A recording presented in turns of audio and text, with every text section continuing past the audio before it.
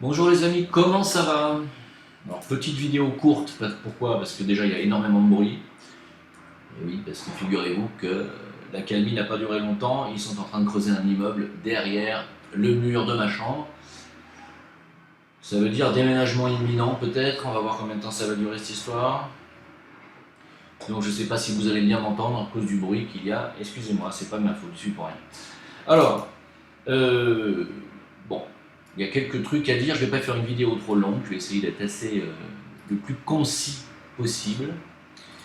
Tout d'abord, j'ai envie de commencer par, oui, encore une info qui fait le buzz en ce moment, vous savez, vous allez sur le site de l'AGIRC et de l'ARCO, vous savez, AGIRC-AR2CO, c'est un site qui vous explique quelles sont vos allocations vieillesse, comment on dit, retraite, etc. Et en fait, il y a eu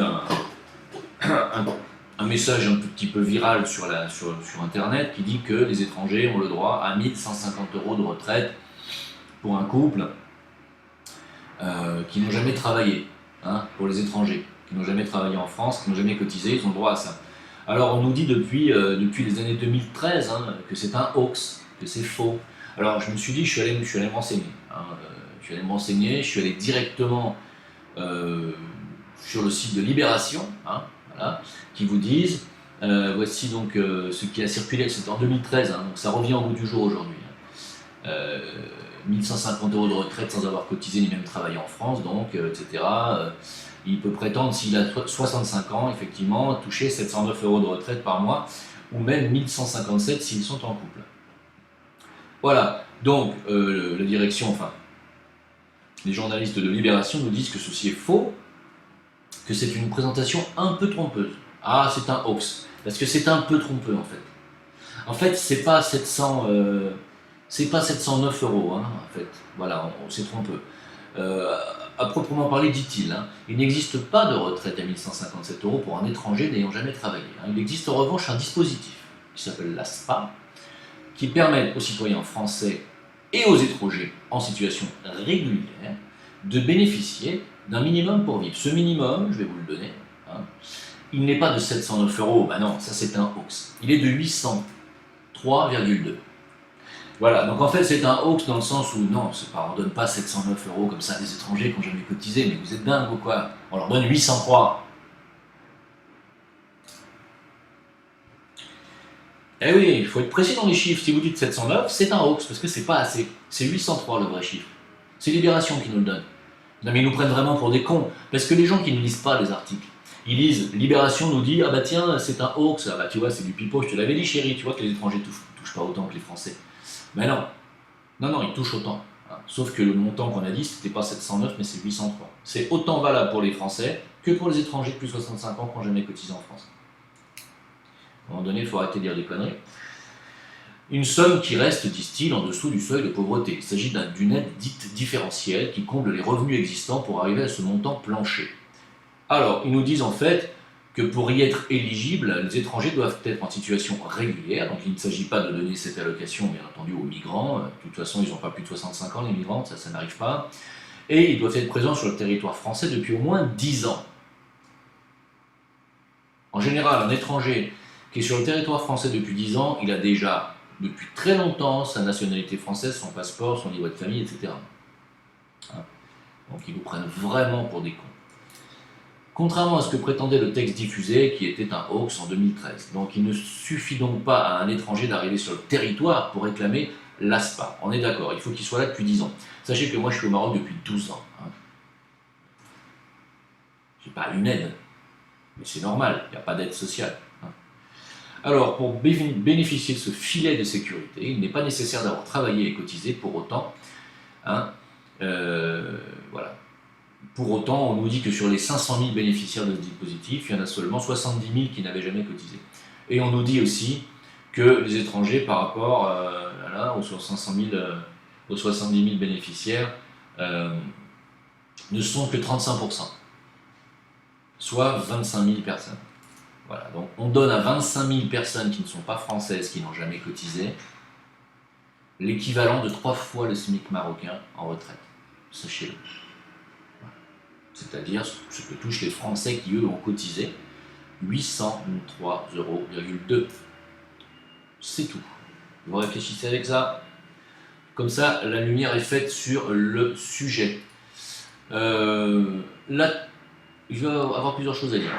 La tentative de coup d'État au Venezuela, Maduro qui a réussi à contrer cette tentative de coup d'État de la part de Guaido lui-même, financé par qui vous savez, les États-Unis et par l'État profond, et aidé par les militaires. Donc Maduro a réussi à contrer jusqu'à maintenant, bien entendu, ce coup d'État de Guaido, même si les Américains sont en train d'envisager l'option militaire. Elle est sur la table en ce moment, malgré les missiles russes et la présence de l'armée chinoise au Venezuela. Ils disent ouais, non, mais attends, ça va pas. Le président Maduro, il refuse qu'on rentre chez lui, qu'on lui prenne son or et son pétrole. Alors, on a mis un mec pour le remplacer, mais les gens veulent pas. Alors, ça va pas aller comme ça. Déjà, on leur a balancé des bombes électromagnétiques pour couper le courant, mais ça leur suffit pas. Alors, on va y aller. On va y aller parce que finalement, l'or et le pétrole du Venezuela et les diamants, il n'y a pas de raison que ce soit eux. C'est ça, en fait. Pendant ce temps-là, ils continuent à chier sur les Philippines, là, je parle des Canadiens, avec leurs containers à poubelle. C'est juste, ça va durer combien de temps comme ça, la suprématie américaine? On ne sait pas. On ne sait pas. On espère que les Russes et les Chinois finissent par les calmer, par la diplomatie, en leur disant attention, si vous avez des gros muscles et vous avez des armes, nous aussi. Attention, vous avez 3 millions de personnes dans votre armée de terre, c'est vrai. Mais nous, en Chine, on en a 350 millions. Donc si vous nous faites chier, attention. Évidemment, il y en a qui se frottent les mains dans l'ombre, ceux qui veulent l'Armageddon, ceux qui veulent l'affrontement de Gog et Magog. Je vais vous en parler juste après. Je vais vous en parler même bientôt. Vous savez, ceux qui veulent Gog et Magog, c'est ceux qui aujourd'hui frappent des innocents avec une armée, ceux qui frappent des civils avec des bombes. L'armée de Tsahal vient encore de frapper Gaza, qui avait fait un lancer de ballons. Ils avaient lancé des ballons, les gosses, et les Israéliens ont cru que c'était une nouvelle arme, et non, ils ont bombardé une grande partie de la ville. Suite à quoi, ils leur ont même restreint leur zone de pêche, qui était déjà extrêmement restreinte. Voilà à quoi s'amusent les gens qui, aujourd'hui, font la pluie et le beau temps sur cette planète, figurez-vous. Oui, madame. Alors, on va en parler un peu, parce que, évidemment, suite à ma vidéo précédente, où j'ai dit que leur omnipuissance et leur omniprésence se voyaient un petit peu trop, je me suis fait tomber dessus par quelques gens qui m'ont dénoncé à Balance ton antisémite et à la LDJ, et qui m'ont dit que j'étais désormais sur leur liste. Et que donc j'allais avoir ma gueule bientôt bien cassée. Voilà ce qu'on m'a écrit, le post a disparu ensuite. Donc, je tiens à vous dire que le fait de vous comporter comme ça prouve qu'on a raison. Ça prouve que vous n'êtes pas des gens d'abord de dialogue, d'une part, parce que moi, j'ai jamais appelé à la haine contre qui que ce soit. J'appelle au dialogue. Donc, si vous voulez me parler, vous savez que vous pouvez me parler. Vous savez que sur Discord, tous les lundis, j'y suis. Or, ce que vous faites les lundis sur Discord, c'est que vous venez troller, balancer des espèces de robots qui balancent des voix automatisées pour couper le live Discord. C'est tout ce que vous savez faire jusqu'à présent. Il n'y a jamais personne n'est venu nous dire « Oui, mais nous avons telle revendication parce que nous pensons qu'en tant que peuple juif ancestral ou je ne sais pas, nous avons le droit de récupérer ça, nous devons, parce que nous sommes un être élu, nous sommes des êtres élus, nous devons donc avoir... nous devrions finalement vous contrôler tous. Voilà. Mais venez le dire carrément. Parce que le fait de ne pas le dire et de ne pas venir parler finalement, moi je suis prêt à tout entendre. Le fait de ne pas vouloir dialoguer et de n'opposer que la violence et la censure, ça ne fait que donner raison à Soral et à tous ceux qui sont contre vous. Et à ceux qui finalement finissent par ouvrir les yeux et voir que vous tenez tout et que vous êtes omnipuissant. Alors nous casser la gueule, oui. Je tiens à vous dire que je vais venir en France. Je vais venir. Alors je ne vous dirai pas où et quand, parce que je ne suis pas non plus maso, mais je vais venir. Vous ne me faites pas peur. La peur, c'est pas mon moteur, moi, si vous voulez. Moi mon moteur, c'est la vérité. Mais la vérité, elle est que vous usez aujourd'hui de la pression, de l'intimidation et de la censure pour faire taire ce que vous considérez, vous, comme des opposants. Nous ne sommes pas des opposants. Nous ne sommes pas des opposants. Je vais développer. Je dénonce simplement à quoi vous jouez. Vous jouez à bombarder en Palestine des populations civiles avec votre armée. Ça, c'est un fait, tout le monde le voit. L'ONU vous dénonce sans arrêt. Le président français ne dit rien. D'ailleurs, en ce moment, les princes d'Arabie Saoudite, enfin ceux qui dirigent là-bas, sont en train de décapiter, je crois, 37 journalistes dits opposants politiques. Macron n'a pas dit un mot non plus, hein. Pas de problème. À partir du moment où ils nous donnent des milliards pour payer des conneries, ils ont le droit de couper les têtes de n'importe quel journaliste, il n'y a aucun souci. Hein. Donc, je trouve ça inadmissible, tout comme je trouve votre comportement avec votre armée sur les Palestiniens inadmissible. Et je vous le dis, et si vous n'êtes pas content, c'est pareil, venez me casser la gueule, ça ne changera rien. Je pense que je durcirai encore plus mon opinion. Parce que si vous en venez aux mains avec moi pour simplement le fait d'avoir exprimé mon opinion, si vous me cassez la gueule pour autant, ça prouve que j'ai totalement raison, et donc je vais aller dans le sens de Stéphane Blais. Je vais dire, c'est vraiment des enculés, donc. Vous voyez ce que je veux dire? Donc, à mon avis, c'est pas le truc à faire. Parce que là, vous allez créer une haine, une colère, une revanche qui n'a pas lieu d'être. Venez parler, je vous invite. Venez donc parler. D'ailleurs, je tiens à dire qu'il y a quand même pas mal de trucs encore à rajouter sur cette histoire. Au Canada, par exemple, voilà le genre de stratagème auquel vous avez recours de plus en plus, et depuis très longtemps, l'horrible crime haineux contre un café juif, au Canada, vous savez, on a dit qu'il y avait eu un crime haineux, qu'il y avait eu des agressions contre les clients juifs, qu'il y avait eu des tags, enfin que ça avait été... En fait, c'était une mise en scène. C'était une mise en scène des patrons eux-mêmes, des trois propriétaires du café, hein, pour avoir mis en scène un crime antisémite dans leur établissement. Voilà. Pour pouvoir ensuite toucher peut-être, je ne sais pas, des subventions, ou faire en sorte que la communauté juive canadienne soit totalement intouchable comme elle l'est en France, peut-être. Hein. Il y a un moment donné, ça va trop loin. Ça se voit, je vous l'ai dit, ça se voit. Donc, les gens comme moi, qui ne font que révéler et mettre la lumière sur la vérité, on le voit. Moi, je le dis, je suis obligé de le dire. C'est pas la peine de me dire derrière, ferme ta gueule, ou on va te tuer, ou ça sert à rien. Ça ne fait que prouver qu'on a raison. Changez de comportement. Vous avez des comportements indignes, comme le disait Raymond Barre. Indignes. Je vais continuer un petit peu, parce que, évidemment, on dit que nous sommes donc antisémites, antisionistes, mais je vais vous faire écouter quelque chose, une petite bande-son, puisque je ne peux pas vous mettre de vidéo aujourd'hui. Je vais vous mettre une bande-son, voilà, c'est un rabbin qui va parler. Je vais vous montrer ce que dit le Talmud. Dieu a fait promettre aux Juifs de ne pas créer un État en allant à l'encontre des autres nations. Sinon, ils deviendraient des animaux, la proie des chasseurs. Ce texte prouve qu'en ayant créé l'État d'Israël, le peuple juif se révolte contre Dieu. Dieu va donc détruire cet État. C'est ce que dit la prophétie, et nous pensons que ce sera très bientôt. Tiens, c'est bizarre ça. C'est bizarre parce que c'est un rabbin qui le dit. Tu vois? Donc il est là le problème, les gars. Et là, je m'adresse à tous les sionistes du monde entier, et je ne suis pas encore une fois. Et je sais qu'il y a parmi vous certainement énormément de juifs qui ont été pris en otage par votre idéologie sioniste. Sauf qu'il est écrit dans le Talmud qu'il est interdit de revenir en Israël, interdit au peuple juif, interdit de créer une nation, vous l'avez entendu. C'est interdit par vos propres écrits, vos propres écritures, sous punition d'être détruits et d'être transformés en animaux. C'est dans le Talmud. Hein. Vous l'entendez ou pas? C'est interdit au peuple juif de retourner en Israël avant l'arrivée du Messie. C'est interdit.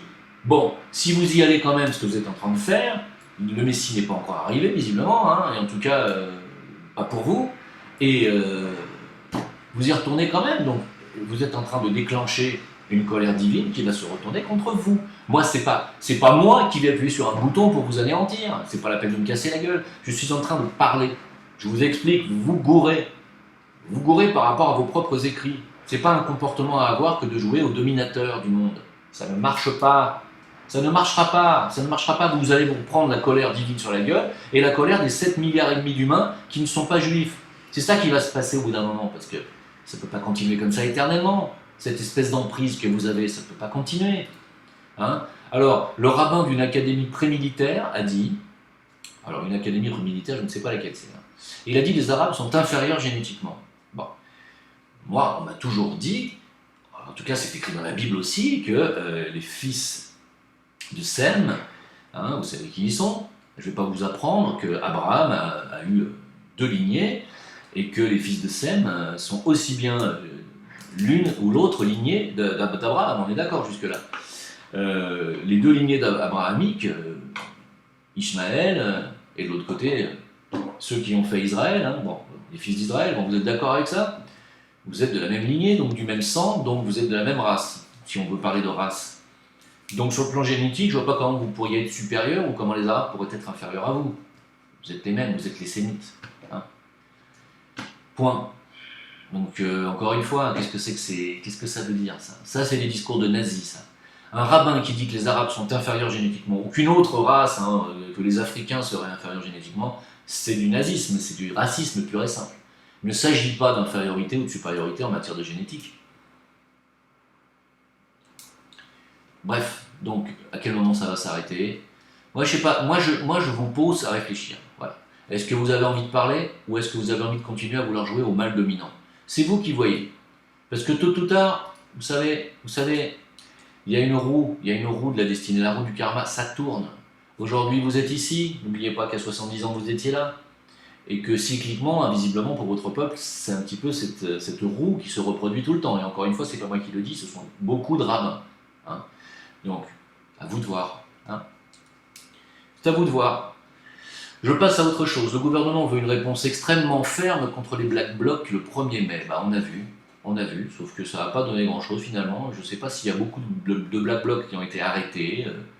J'en ai pas eu le sentiment en regardant les images en tout cas. J'ai plutôt eu l'impression qu'on les laissait faire. Voilà. C'est plutôt cette impression-là que j'ai eue. Bon, après, ça doit certainement servir à quelque chose. Hein. Ensuite, bah écoutez, je n'ai pas envie de parler d'autre chose en fait, finalement, pratiquement pas. Par rapport au Venezuela, et ce que j'ai dit en début de vidéo sur Maduro, il y a Jonathan de l'excellent site Exoportail qui nous a livré une information. En fait, le fondateur de Blackwater, c'est-à-dire Eric Prince, réclame 5000 mercenaires pour renverser Maduro. Hein, donc voilà d'où ça vient en fait. Hein. Selon Reuters, hein, le prince, le frère de la milliardaire ministre de l'Éducation Betsy DeVos, hein, entend déployer une armée privée pour faire chuter le président socialiste du Venezuela, Maduro. Vous avez compris maintenant? Voilà, Guaido est donc aidé par 5000 soldats employé par les Blackwaters, non, par ce mec-là, le fils milliardaire dont je viens de parler tout à l'heure. Guaido est donc aidé par cette armée de mercenaires, en fait, pour faire chuter Maduro. Donc tout ce que vous allez voir à BFM TV ou autre sur Maduro, on va vous dire que c'est quelqu'un qui opprime son peuple, qui empêche la résistance démocratique de renverser son gouvernement, qui serait peut-être fasciste, je ne sais quoi, toutes les conneries que vous allez pouvoir entendre sur lui, c'est du pipeau. C'est du pipeau systémique. C'est-à-dire c'est le système qui veut diaboliser maintenant Maduro. Ça a été Bachar el-Assad, maintenant qu'ils ne peuvent plus y toucher, ils n'en parlent plus. Et donc il ne s'agit plus d'aller tuer Bachar el-Assad, hein, ça fait longtemps qu'on n'entend plus. Non, il faut aller tuer Maduro. Pourquoi? Parce qu'ils volent le diamant, les gars. Ils volent les diamants, l'or et puis le pétrole. Oh, c'est des grands jouets, ça, le pétrole. C'est pas pour les enfants, ça. Ça, c'est pour les grands pollueurs américains. C'est pas pour les vilains petits Vénézuéliens. Ils n'ont pas le droit. Non, ils n'ont pas le droit. Pas. Même un diamant, ils ne savent pas tailler correctement le diamant, ils ne savent pas faire bijoux. Il ne sait pas, même avec l'or, il ne sait pas faire. Ah non, il ne sait pas faire or. C'est que américain qui sait faire or. Que américain, israélien qui sait faire. Le reste ne sait pas faire. Donc, tu laisses, tu donnes tout. Hein? J'en ai marre de ce monde de barjots. En ce qui concerne le Brexit, vous me demandez, oui, mais alors ça sert à quoi de voter pour le Frexit, puisque même les Anglais qui ont voté Brexit il y a 2 ans, ils ne l'ont toujours pas. Ouais, bah, il y a eu une réunion extraordinaire entre Soros, tiens, Sauron, vous savez, le fameux Sauron du Seigneur des Anneaux. D'ailleurs, souvent on me dit, bah tiens, tu vois, Soros, c'est bien Sauron, c'est bien lui l'empereur du mal. Je tiens à vous rappeler que vous y connaissez rien en Seigneur des Anneaux, hein, parce que Sauron, c'est pas l'empereur du mal hein, dans le Seigneur des Anneaux. Il est serviteur de Morgoth. Hein. C'est Morgoth l'empereur du mal. Ça veut bien dire que Soros il sert quelqu'un et que Morgoth c'est Rothschild, parce que Soros c'est le petit agent, le petit toutou de Rothschild. C'est Rothschild, Morgoth c'est l'empereur du mal, c'est pas Soros, Soros aussi bien sûr. Il y a eu donc une réunion entre Soros, Blair, Tony Blair et puis Pierre Moscovici. Bon, c'est plus ça, qu'est-ce qu'il fait là Pierre Moscovici? C'est plus ça. Hein? Renseignez-vous.